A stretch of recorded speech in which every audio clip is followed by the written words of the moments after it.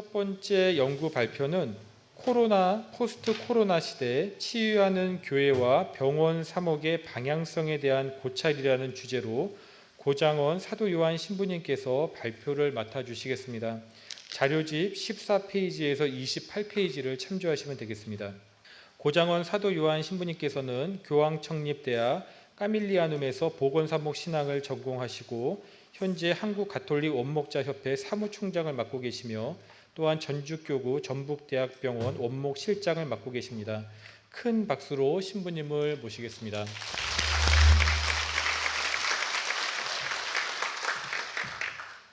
이 자리에 수녀님하고 신부님들만 계신다고 들었는데 이렇게 많은 봉사자분들이 또 함께 하셔서 너무나 뜻깊은 시간이라고 생각을 합니다. 이 주제를 의뢰를 받고 참 많은 고민과 성찰을 했습니다. 앞서 병원장님께서도 얘기했듯이 처참하다라는 그 표현이 참 마음에 와닿는데요. 지난 코로나 시기에 많은 원목자들이 병원 현장에서 이러지도 저러지도 못한 어떤 그 한계의 상황, 난감함, 그리고 뭔가 소외되고 뒤로 밀려나는 듯한 그런 어려움들을 분명히 겪었습니다.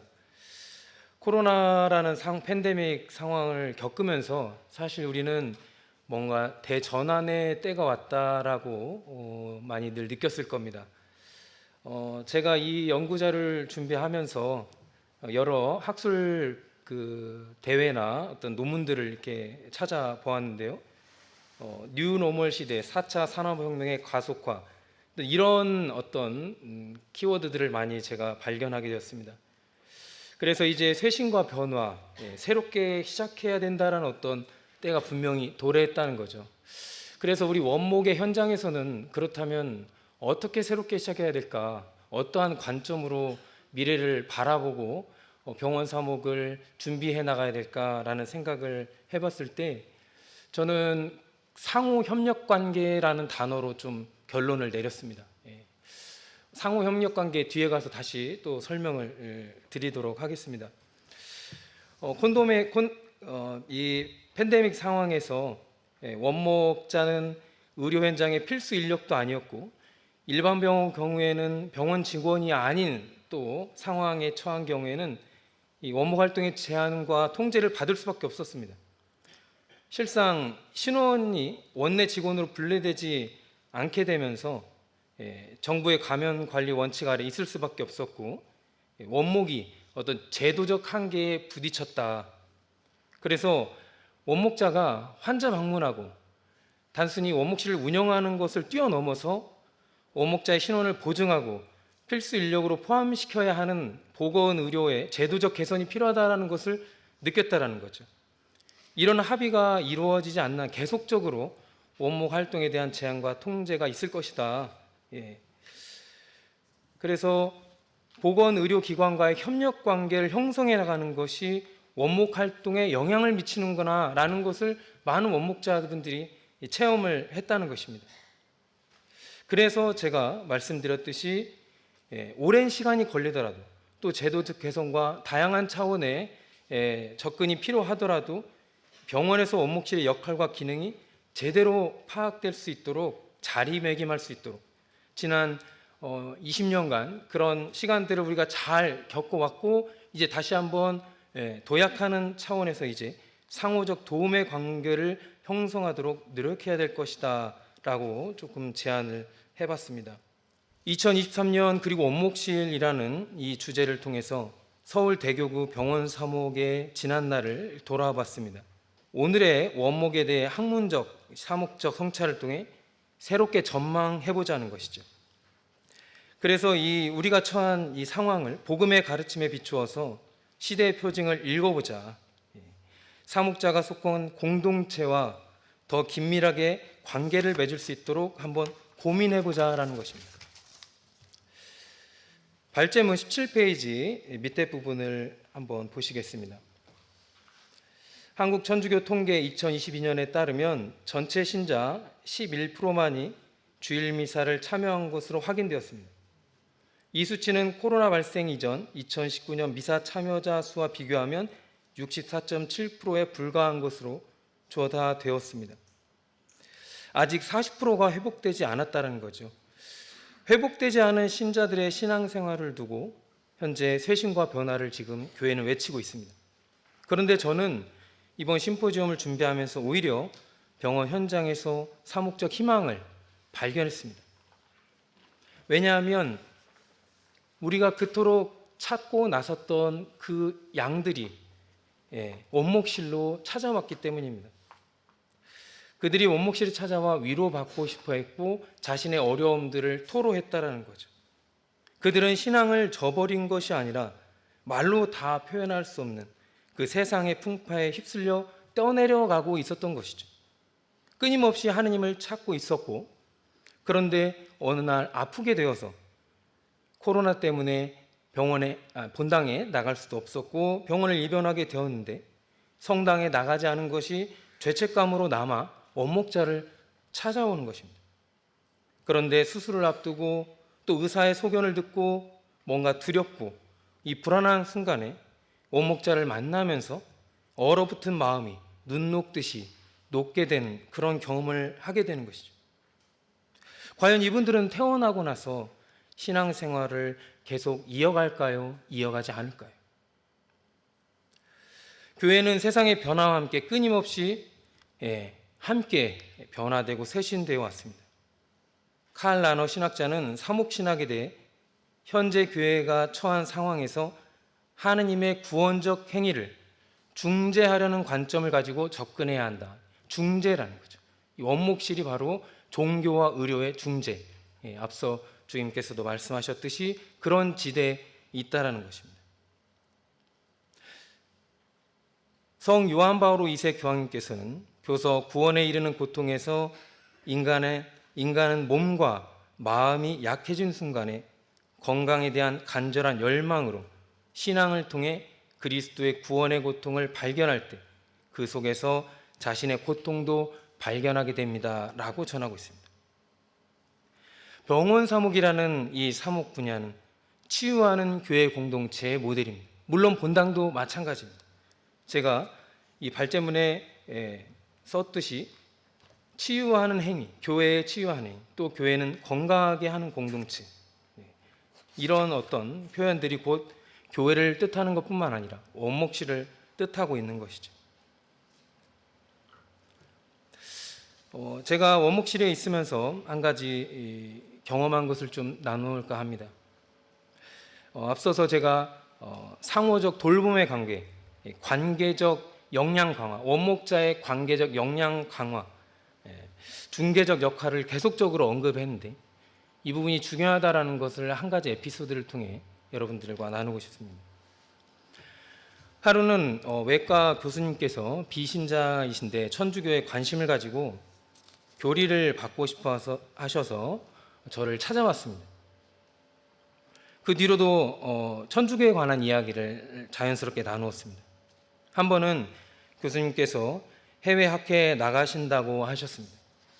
교수님 말씀이 한국의 의술이 엄청나게 발전해서 미국에서도 유럽 쪽에서도 한국으로 건너와 외과 수술을 참관하고 집도를 배운다고 합니다. 그래서 제가 그랬습니다. 그렇다면 그렇게 한국 의술이 발전했음에도 불구하고 여전히 환자나 보호자가 의료진들에 대한 만족도가 좋지 않고 의료 현장이 비인간화되는 이 현상을 어떻게 보십니까? 교수님께서는 우리나라의 의학이 이 정도 수준으로 놀랍게 발전한 것은 수많은 전공의들과 교수님들이 식사도 제대로 하지 못하고 잠도 못 자고 하면서 의학적 기술과 수준이 발전했습니다. 결국 의사 선생님들의 노고와 힘든 노동이 환자를 진료하면서 잘 해결이 되면 아무런 문제가 없는데 반대로 자신의 한계나 심리적 압박감을 느끼게 되면 그 어떤 것으로도 해결할 수 없는 이 상반된 행동을 보이게 된다는 거죠. 그러니까 심리적 압박감을 늘 안고 살아간다는 것입니다. 그래서 자기 자신에게 솔직하고 겸손한 의사 선생님들은 환자를 대하면 대할수록 종교에 귀의할 수밖에 없다는 거죠. 절대자의 신분을 찾을 수밖에 없다는 겁니다. 왜냐? 그렇지 않으면 결국 주변 사람들을 힘들게 하거나 자기 자신이 무너지는 것을 견딜 수 없어 한다라는 것입니다. 그래서 종교라는 것이 자신을 자유롭게 만들고 압박감에서 해방시켜 줍니다라고 저에게 이 고백을 하셨어요. 저는 이 부분을 만나면서 우리 원목자들이 돌봐야 될 대상이 환자와 보호자를 뛰어넘는다는 것을 이미 여러 차례 말로 했었지만, 이제 진정으로 우리가 돌봐야 될 분들이 의료진들과 또 직원들이구나, 그들에 대한 영적 돌봄이구나 하는 것을 절실히 느꼈습니다. 현장에서 일하면 일할수록 느끼지만 전문성을 요구받습니다. 병원 내 다양한 직군의 사람들은 모두 전문가들이죠. 그들을 이해하고 공감하고 또 건강하는 교회로서 그 모습을 구현하기 위해서는 누군가를 돌보고 보살피기 위한 준비가 필요한데, 바로 의료진들과 이 직원들도 우리들과 같은 그러한 역할을 수행한다는 거죠. 보건의료 현장의 이 비인간화 현상은 여러분들이 이미 공감하고 체감하실 겁니다. 근거 중심의 의학으로 환자가 의료 현장에서 대상으로 전락되고 인간이 가진 이 병 자체에만 집중하면서 환자를 위한 돌봄에 대한 공백, 정서적, 심리적, 영적인 이 공백은 그 환자와 보호자가 감당해야 되는 상황이 되어버린 거죠. 우리는 코로나 감염병 사태를 겪으면서 원목자들이 의료 현장에 접근하는 것에 대한 제한을 당하게 되었습니다. 그런데 이것은 단순히 직원이 아니기 때문에, 감염 관리 때문에, 필수 의료 인력이 아니기 때문에, 혹은 우리가 전문성을 기르지 않아서가 아니라 아직 영적 돌봄에 대한 이 가치가 대외적으로 입증되지 않았다. 관계기관에 어떻게 입증해야 될지 우리조차도 아직 연구되지 않았다는 거죠. 그들이 원하는 것을 파악하고 준비하는 데 오랜 시간이 걸릴지도 모릅니다. 그럼에도 불구하고 원목자와 봉사자와 또 이 보건의료 관계자들은 이 제도적 개선을 위해 다 함께 마음을 모으고 힘을 모아야 되지 않을까. 그래서 내부적으로 원목의 전문성에 대한 많은 데이터와 학술적 연구가 필요하다는 것을 제가 뒤에 부분에 가서 또 언급하고 있습니다. 이렇게 원목자가 자신들의 역량을 갖추지 않으면 더 깊숙이 들어가기 어렵다라는 거죠. 여기에서 역량이라고 하는 것은 어떤 개인적인 역량도 있겠지만 관계적 역량을 저는 집중적으로 이야기하고 싶은 것입니다. 상호 돌봄의 관계.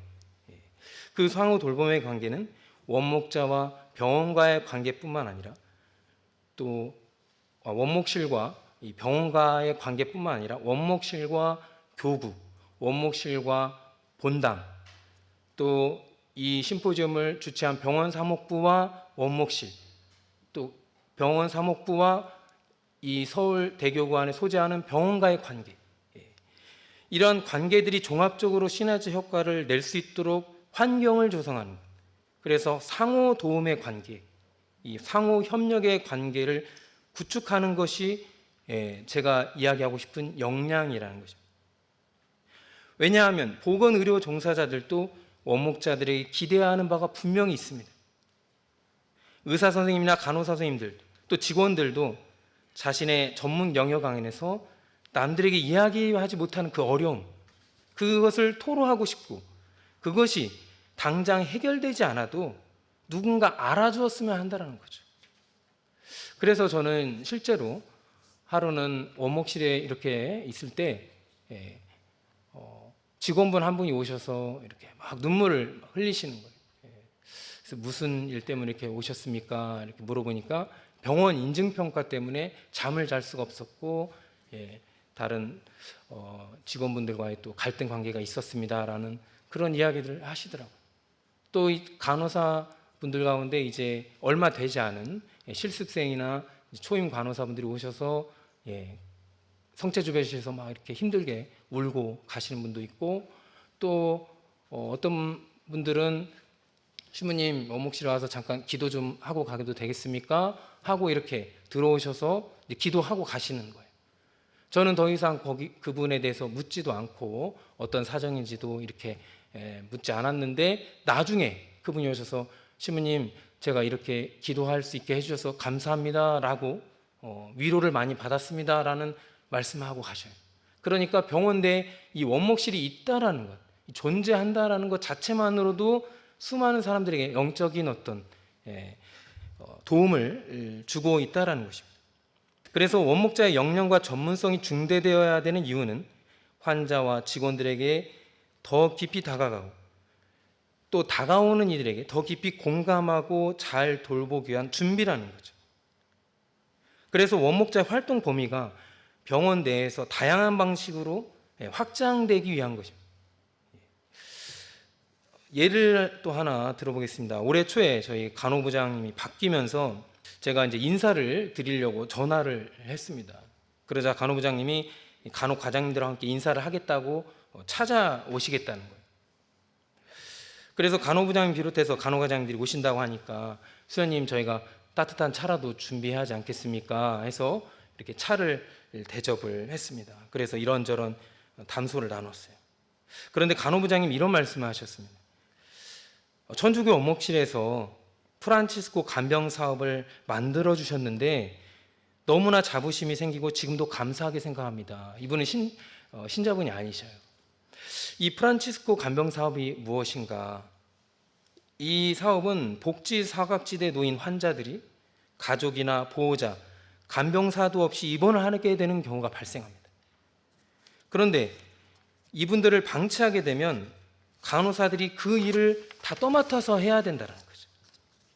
그렇기 때문에 일정 기간 동안 간병비를 지원해 주는 사업입니다. 원목실에서 저희가 이제 저희 전임 신부님께서 그 사업을 시작을 하셨는데 환자에게도 간호사에게도 모두 좋은 일이죠. 처음에는 이 마중물로 조금 이렇게 만들었고 지금은 이제 간호사 내에서 뭐 바자회나 후원을 통해 계속 이어가고 있다라는 거죠. 저는 이제 이런 대화를 나누고 한 달이 지났습니다.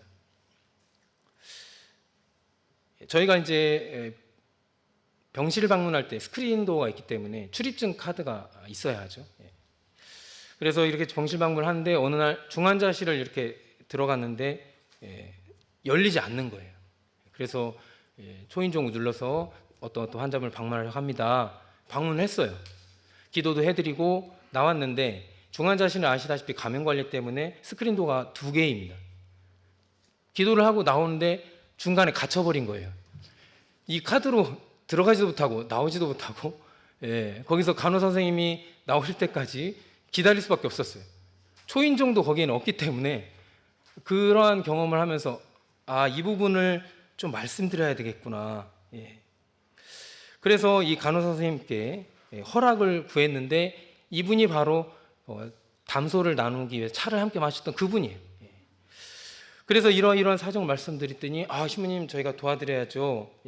저희가 먼저 총무과랑 협의를 해본 다음에 이 부분을 가능한지 알아보도록 하겠습니다. 그래서 그 다음부터 중환자실 출입이 가능해졌다라는 것. 병원 내 원목실이라는 장소가 만들어진다는 것. 보건의료 영역의 교회가 사목적 의지와 계획을 밝히는 것을 의미합니다. 그런데 여기에서 주목할 점이 있습니다. 저는 인식의 전환이라는 거죠. 앞서 말씀드렸던 그 상호적 도움의 관계. 그런데 도움의 관계를 형성하려면 인격적인 관계로 접근을 해야 됩니다. 내가 타인을 인격체로 알기 위해서는 그 사람과 인격적인 관계에 들어갈 수밖에 없고 인격이 존재하기 위해서는 소통이 요구가 됩니다. 인격성이라는 것은 자신 안에 갇힌 존재가 아니라 타인과의 관계에 있는 존재로 여겨질 때, 그래서 모든 인격체는 동일한 지위를 그때 가지게 된다는 거예요. 아시다시피 여러분들 마틴 부버의 나와 너를 보면 그 자체로 존재하는 나는 없다. 나, 너에서의 나. 그러니까 나라는 존은 나와 너의 그 관계 안에서의 나라는 거죠. 또 나 그것에서의 관계 안에서 나가 존재하는 거예요. 그러니까 나 홀로 존재하는 나라는 존재는 없다. 나라는 존재는 너를 통해서 그리고 그것을 통해서 존재한다는, 이것을 병원 사목에 대입해 보면 병원과의 인격적인 관계, 원목자와 환자, 원목자와 보건의료 종사자, 또 원목실과 병원, 다양한 차원의 이런 관계를 통해서 원목실과 원목자의 기능과 정책성이 형성이 된다는 거예요. 그러니까 그 관계 안에서 형성이 되는 거지, 그냥 원목자가 가만히 있는다고 해서 나의 정체성과 또 원목실의 기능이 그냥 만들어지는 것이 절대 아니라는 겁니다. 그래서 제가 반복적으로 말씀드리는 이 상호적 도움의 관계가 이 포스트 코로나, 이 팬데믹을 지나온 우리가 앞으로 구축해내야 할 병원 사목의 과제가 아닌가 이야기를 드리고 싶습니다. 또한 한 가지 더 중요한 점을 말씀을 드리면, 저는 원목자의 이 자기 돌봄이 중요하다는 이야기를 해보고 싶습니다. 원목자는 스스로 정체성에 대한 고민과 자기 돌봄의 시간을 충분히 가져야 합니다. 병원을 벗어난 시간은 자기 충전의 시간입니다. 병원 사목을 위한 준비 시간이죠.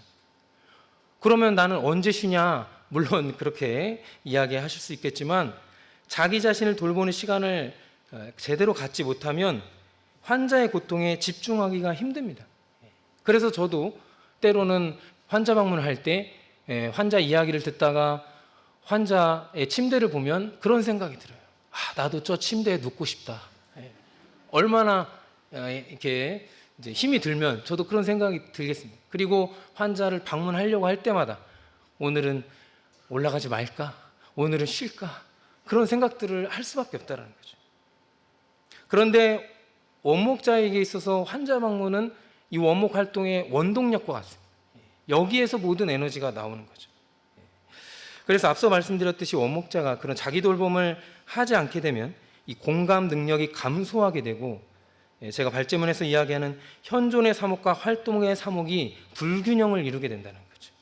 현존의 사목을 해야 될 때 활동의 사목을 해버리게 되고, 활동의 사목을 해야 될 때 현존의 사목을 하게 되는 불일치가 일어난다는 것을 말씀드리고 싶습니다. 지난 2004년 서울대교구 일반병원 사목부에서 연구 보고서를 발간했습니다. 발제문 21페이지입니다. 응답자 가운데 환자 87%가 영적 돌봄이라고 했습니다. 병원 사목의 목적이 무엇입니까? 라는 질문에 그렇게 응답을 했고요. 원목사제의 역할은 무엇입니까?에 환자 88%가 환자 방문, 기도, 상담을 이야기했습니다. 그리고 전례 및 성사 집전, 20년이 지나 오늘날까지도 이 부분은 결코 간과할 수 없는 중요한 부분입니다. 그런데 이 암 환자를 비롯해서 이 퇴원한 이후에 재입원을 하게 되는 환자들이 생깁니다. 그래서 이제 지속적인 관심이 필요한 때가 온 거죠. 영적 돌봄도 이 팔로우업을 해야 되는 때가 온 것이 아닌가. 병원에 환자에 관한 차트가 이렇게 보관되는 것처럼 영적 돌봄도 마찬가지로 다시 입원을 하는 그런 신자분들이 생긴다라는 것입니다. 또한 퇴원 이후에 본당에서 신앙생활을 이어갈 수 있도록 안내하거나 도와주는 그런 세밀하고 디테일한 영적 돌봄이 필요한 때라는 것입니다. 제가 한번 호스피스 병동에서 말기암이셨던 환자분이 집으로 퇴원을 하시게 되었습니다. 이제 호스피스 병동은 퇴원한다고 해도 그것이 오랜 시간이 아니라 거의 일주일, 2주 후에 다시 오게 됩니다. 거의 가정 호스피스 형태로도 운영이 되고요. 그런데 형제님께서 제가 어떤 기도를 이렇게 해드릴까요? 라고 했을 때 형제님께서는 이 기억이 잊혀지지 않게 해주세요 라고 했어요. 그래서 제가 좀 놀랐어요. 형제님 어떤 기억입니까? 그러니까 본당에서 신자들과 함께 미사 봉헌했던 기억이라는 거예요. 이분이 정말 미사 봉헌을 한번 해보고 싶구나 라는 생각이 들었어요.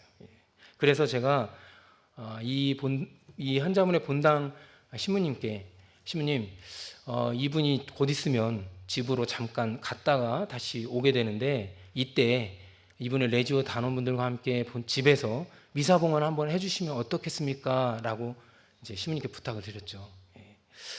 다른 신부님 같으면 어려운데 마침 제 동기 신부라서 제가 좀 그렇게 얘기를 했어요. 근데 그렇게 하겠다고.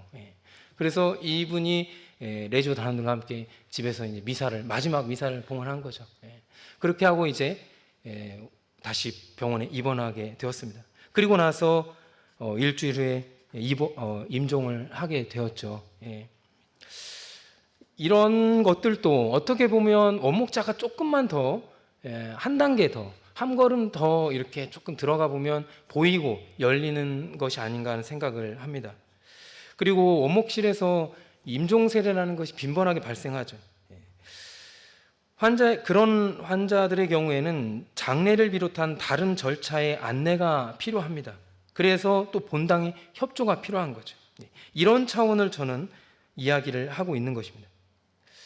그래서 급한 상황이 아니라면 장례 절차를 위해서 본당에 연락을 하거나 방문하기를 권고합니다. 그 신자분들이 직접 좀 찾아뵙고 그런 주인 신부님께서 좀 준비할 수 있는 그런 시간들이죠. 그래서 중재적 역할이 귀찮은 일이고 때로는 하찮은 일로 여겨지지만 이러한 과정을 통해 병원 사목이 본당 사목의 영역을 관여하거나 축소하는 것이 아니라 풍요롭게 한다. 그렇게 저는 말씀드릴 수 있겠습니다. 통계청 조사에 따르면 2022년 지난 한 해 우리나라에서 죽음을 맞이한 사람들이 약 37만 명이었습니다. 여러분들 37만 명이 얼마나 되는가 감이 오질 않으실 겁니다. 2023년 현재 영등포구에 사는 사람이 37만 명이라고 합니다. 그리고 전주시, 제가 살고 있는 전주시 전체 인구가 64만 명인데 1년에 저희 시 인구 반절에 되는 사람들이 세상을 떠난다는 거죠. 그런데 10년 전인 2013년 통계로는 한 해 사망자 수가 26만 명이었습니다. 근데 10년이 지난 오늘날에는 10만 명이 증가를 했다는 거죠. 앞으로 이 수치는 계속 증가하겠죠. 그런데 이 가운데 75%에 달하는 이들이 집이 아닌 병원에서 삶을 마감한다는 거예요. 상당수의 숫자. 그런데 그 가운데서 병원에서 죽기를 원합니까? 라는 질문에 그렇다고 답한 사람이 16%밖에 되지 않아요. 절반 이상은 모두 집에서 임종을 맞기 원한다는 거죠. 이러한 데이터는 결국 환자분들이 결국 병원에서 느끼는 정서적, 심리적 위로가 충분하지 않다라는 것을 의미하기도 합니다. 그래서 많은 호스피스 기관들이 그러한 공백을 메꾸기 위해서 다양한 프로그램과 영적 돌봄을 진행하고 있지만 수치상으로는 또 그렇게 이야기하고 있다고 볼 수 있겠습니다. 그래서 임종자들을 위한 영적 돌봄 교육에 있어서 원목자뿐만 아니라 일반 신자들에게도 영적 돌봄을 어떻게 진행해야 되는지 이 병원 사목부에서 그런 것들을 교육해야 되는 임무가 주어졌다고 저는 생각합니다. 한 인간의 생애를 바라볼 때 보건의료 영역은 그냥 거쳐갈 수밖에 없는, 그러니까 한 번은 거쳐갈 수밖에 없는 그런 영역 가운데 하나죠. 병원 사목자라고 해서 병원에서만 환자를 사목하는 것이 아니라 보건의료 영역과 관련된 모든 분야, 교구에. 그래서 가톨릭 원목자들이 가톨릭 생명윤리에 기반을 두고 환자에게 남겨진 이 삶의 질적인 면, 그리고 인간의 존엄성을 실현할 수 있도록, 그래서 올바른 방향으로 나아갈 수 있도록 이 사목의 전반적인 영역에 걸쳐서 교육하고 가르치는 임무가 주어지지 않았나. 제가 한 번은 환자분들 만나면서 병자성사가 무엇인지도 모르는 그런 신자분들을 만난 적도 있었거든요. 그래서 그것을 청해야 되는지 어떻게 해야 하는지조차도 모르는, 그래서 그런 것들이 본당에서 계속 교육이 이루어져야 되지 않을까. 그래, 특히 요즘 같은 때는 사전연명의료의향서랄지 연명의료에 관한, 그리고 병자성사나 임종세례에 관한 전반적인 것들에 대한 교육도 필요하다고 생각합니다. 그래서 저는 원목실과 원목자를 이 플랫폼 개념으로 조금 생각해 봤습니다. 플랫폼은 기반이죠. 그릇입니다. 어떻게 담냐에 따라서 그 역할이 달라지는 거죠. 그래서 원목자는 다양한 역할을 수행합니다. 그리고 다양한 직군의 사람들을 담아내야 된다는 거죠. 그러면 그럴수록 다양한 역할을 수행하게 된다는 거죠.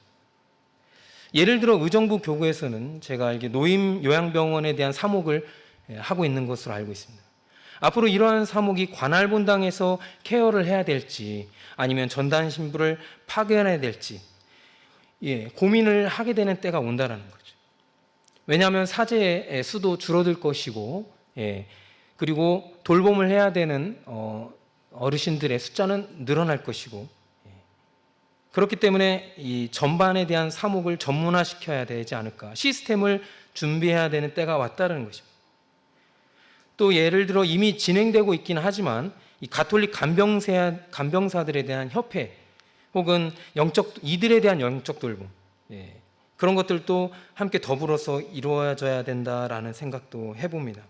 왜냐하면 이분들이 원목자보다 때로는 환자들에 대한 상태를 잘 파악하고 있어요. 가톨릭 신자인 환자들에 대한 이 돌봄을 이분들이 하게 될 때 영적 돌봄이 더 풍요로워진다는 것입니다. 그러한 차원에서도 또 보건 사목의 영역이라고 이야기를 할 수 있을 것 같습니다. 저희 병원 전북대병원 같은 경우는 봉사자분들이 과거에 이렇게 병실 방문을 하고 녹욕이랄지 이발 봉사가 이루어졌어요. 근데 코로나 때문에 지금 할 수가 없죠. 예. 그러면서 이 키오스크 봉사로 봉사가 옮겨지게 됐습니다. 예. 병원의 어떤 그 원목과 업무를 좀 원활하게 하고자 키오스크를 도입을 했지만 많은 어르신분들이 이제 키오스크를 하지 못해서 예, 불만 사항이 막 접수가 되는 거예요. 예, 그래서 봉사자 파견 요청이 막 들어왔고, 예, 그래서 이분들이 이 키오스크 봉사를 합니다. 이제 안내하는 거죠. 그러다 보니까 그것뿐만 아니라 길을 안내하게 되고, 그것뿐만 아니라 대화를 하게 되고, 이분들에 대한 영적 돌봄이 미미하지만 이루어지는 거예요. 그래서 저희가 이제 유니폼이 노란색인데 병원에 오는 분들이 이 노란색 유니폼을 보면 뭔가 위안을 받는다라는 피드백을 우리 간호사 선생님들이 해주시는 거예요. 그래서 우리들의 이 봉사와 어떤 영적 돌봄이 조금씩 쌓여가고 있구나라는 생각을 이렇게 해봅니다. 도저히 예측할 수 없는 이 현장 속에서 다양한 사목적 유연성이 요구되지 않은가, 이 적응과 개선을 통해 원목 환경이 조금씩 변화되기를 기대해 봅니다. 예, 이 정도로 마무리를 하면서 또 추후에 이 질문을 받고 또 토론하는 시간을 갖도록 하겠습니다. 감사합니다.